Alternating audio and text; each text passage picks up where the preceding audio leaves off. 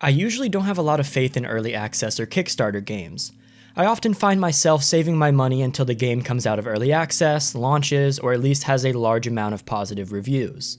I'm not going to buy a game in the hopes that it gets better in the future. That just doesn't make any sense. But luckily, I haven't ever had any terrible problems with these types of games.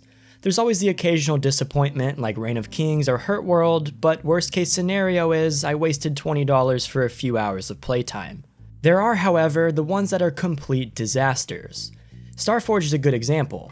People paid a cumulative $135,000 for a game that could have been made by a 5-year-old with access to a shitty free game engine. But even this pales in comparison to one of the biggest Kickstarter video game disasters of all time, Yogventures. As a new game project dreamed up by the also respectable team over at YOGSCAST, this game was supposed to be the next big thing. I mean, this was back when YOGSCAST was one of the biggest channels on YouTube, and their audience would travel across the country to get a glimpse of these people. They were stars. So when they decided to crowdfund and create an open world sandbox game that rivals what Hytale's aiming for, people were excited. So excited, in fact, that they raised over $567,000 in just under a month. That averages out to almost $19,000 a day. So it comes as no surprise that everyone was extremely excited about Yogventures. Some people donated over $10,000, which is a bit absurd, but hey, they can spend their money how they want. And I'm sure they would be happy if what they wanted was actually what they got. Yogventures ended up being a complete and utter disaster, with the game never coming out, the developer getting fired, and the reputation of YOGSCAST being tarnished forever. So how did a game that raised such an absurd amount of money completely flop? What caused YOGSCAST to betray thousands of their fans? And whose fault is this massive blunder? I'm going to tell the full story and show both sides of the situation in today's video, talking about the tragedy of Yogventures. The story of Yogventures begins back in April of 2012. At the time, YOGSCAST was a giant channel that made gaming content, but focused primarily on a popular game called Minecraft. I'm sure you've heard of it. Anyways, they had a few million subscribers around this time, and their growth was absolutely astronomical. I never really watched YOGSCAST back then, I was more of a Syndicate project guy, but people loved their videos and they had an almost cult-like following. As they were expanding, they decided to go the less traditional route and make the game that they had always dreamed of playing. It was called Yogventures, and it was aimed to be their unique spin on Minecraft as a sandbox adventure game set in the YOGSCAST universe. On April 6, 2012, they posted their initial reveal trailer shouting out Yogventures and sending people to their new Kickstarter page, which explained what the game was going to be about. Yogventures is going to be an open world sandbox game designed first and foremost as a multiplayer experience. The game will allow you to create and shape worlds, then easily share them and play with friends. You'll have control over everything from buildings and dungeons to the NPCs and mobs. Yogventures will be the ultimate modders game where even the rules of winning and losing can be tweaked. Think adventure maps in Minecraft, only now you aren't limited to just blocks. After this description was a list of all of the features that would be included in the game. There was mention of randomly generated worlds, fully shapeable terrain, a wealth of materials, creatures, NPCs and items, character customization, an in-depth physics system, and more. These promises sure do sound familiar. And finally, at the bottom was an explanation of who YOGSCAST was working with to develop the game, Wintercool Games. Based in Hollywood, California, Wintercool Games was started by Christopher Vale, an experienced technical director and producer who worked at DreamWorks Animation. He worked on very successful movies like Kung Fu Panda, Turbo, and The Croods, and he was really good at what he did. He started Wintercool on the side, and with a team of 6, Yogventures would end up being their first game development project. By the end of the campaign, after taxes and fees, Wintercool had about $415,000. About $300,000 worth of the funds were allocated towards developer salaries for each of the 6 members working on the project. But with a team of such a small size, more people would need to be hired to work on the game.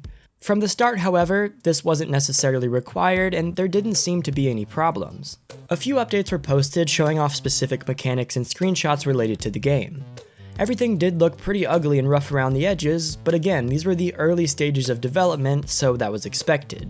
In June of 2012, the game was shown at E3, which honestly must have been a pretty expensive endeavor. Doing some research online shows that a 600 square foot booth at E3 cost about $30,000, and that's the smallest size booth that the expo even offers. So this is all conjecture, but if those numbers are true, that's a pretty large sum of money just for publicity for a game that hasn't even entered pre-alpha yet. Fast forwarding to August of 2012, it was revealed that Yogventures would also be put up on Steam Greenlight, which was a platform that allowed smaller indie developers to get their games put on Steam. It was kind of like a quality control feature that obviously has been removed in recent years. Then an update was posted in September of 2012 showing more progress, and eventually the pre-alpha version was released for all of the backers who donated over $60. Yes, you heard that right. The game was released for the people who spent the same amount of money they could have spent on Borderlands 2, Far Cry 3, or Dishonored, which all came out during that same year. So for $60, they got access to this.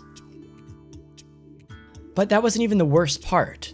You could pay $90 for a signed t-shirt and your name in the credits, which 980 people did, $200 for a signed poster on top of that, $500 for a custom statue and a special named item or NPC in the game, and $10,000 for a bunch of rewards. These rewards included an appearance in their YouTube series, which ironically ended just 3 months after the Kickstarter, joining the team to talk about the game or the channel, get some pictures and some free merch, and meet up with YOGSCAST. But you still have to provide your own transportation. Yeah, spend $10,000 and you still have to book your own flight. What do you think this is, a charity? But again, these were the early stages of game development, so all criticism should be completely ignored, right? And plus, I'm sure there are going to be some awesome updates in the near future. At this point, things started getting delayed. Pre-alpha version 0.02 came out in December of 2012, 0.03, 0.04, and 0.05 in January of 2013, and the alpha itself was released in March of 2013.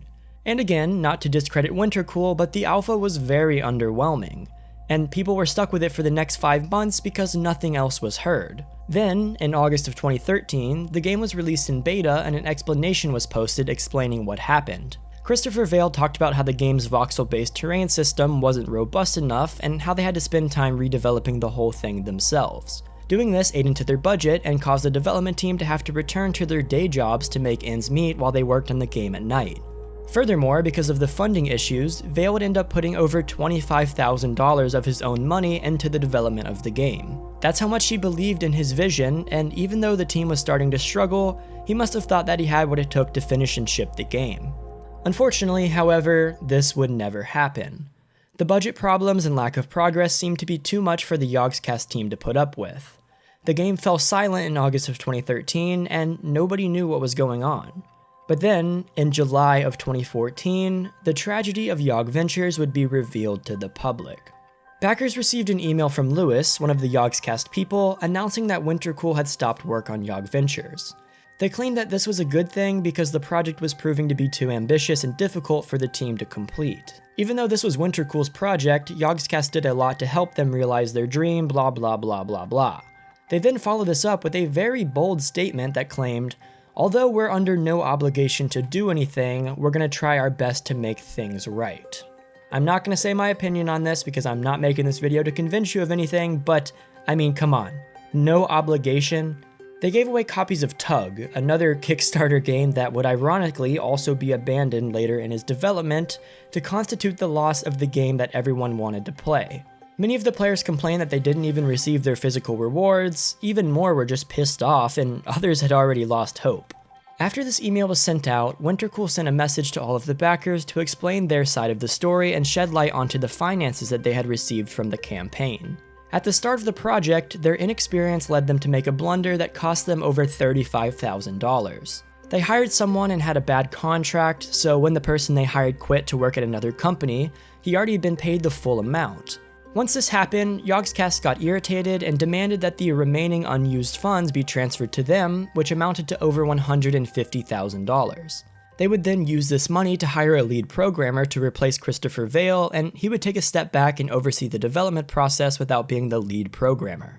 But this ended up never happening, and that lead developer was never hired, leaving Wintercool underpaid and overworked. In this same message, there was a breakdown of how all the money was spent, and the developer blamed it on himself, citing inexperience as the reason behind the disaster. Another post talked about the personal toll that the project had taken on Christopher Vale and his personal life, and he gave an apology. Here are some words from that post talking about the phase directly after that contract issue I mentioned before. I tried to cut all costs and continue the development even after the heavy losses of 2013, but the stress of trying to work full-time and be full-time on the game ultimately caused me to ruin my relationship with my wife, and she filed for divorce because I was so obsessed with finishing this game that she couldn't take not seeing me anymore. When the divorce began, I suffered a bit of a crisis personally and had to take a medical leave of absence from work. I almost lost my job too. I wish more than anything that I could have had this foreknowledge before we even began the project. If we would have limited the scope and made a solid plan for working more closely with the YOGSCAST, I have every faith this project would have been a real standout achievement in the indie game world. That's why we turned everything over to the YOGSCAST. With their resources and connection in the gaming world, I still believe this game could be really great. Wintercool departed from the project, went bankrupt, and disappeared forever. But YOGSCAST did not. Even with $200,000 worth of assets and code, nothing ever became of Yogventures. They could have easily found another developer or self-funded the game slowly over time through their company, but it didn't happen. Whatever the reason may be, the game never came to fruition, and Yogventures now sits in the record books as one of the biggest Kickstarter disappointments of all time. So now the question arises, whose fault is this? Is it solely on YOGSCAST for not hiring a developer and trying to cut corners on development costs? Is it on Wintercool? Or is it on both parties? Drop a comment below telling me your thoughts, because I want to hear what you have to say. The second most disappointing thing that can happen, right after the story I just told you, is when you lose your wallet. That's why I partnered with the sponsor of today's video, Ekster. Ekster is a brand that has extremely durable and high quality wallets that all have a slim profile and a beautifully crafted card sliding mechanism. I mean, look at this thing. I've had this wallet for 2 years now and it still looks brand new. And look at how smoothly your cards open. It's beautiful. Anyways, these wallets are the real deal and I'm a big fan of their company. Plus, if you ever lose your wallet, you can ping it directly from your phone and find it in an instant. Upgrade your wallet game today with the high quality and affordable ones from Ekster. Whether you want to show your classy side with a nice leather wallet like this one, or your tough side with an aluminum one like this, they have everything you need. If you're interested, click the link in the description and use code ROBO for an additional 5% off on top of their already affordable 15% off summer sale. I promise you won't regret it. Anyways, that's going to be it for today's video. Don't forget to drop a comment telling me your thoughts on the situation and how you feel about the tragedy of Yogventures. Leave a like if you enjoyed and maybe even subscribe. I'll see you guys next time and peace.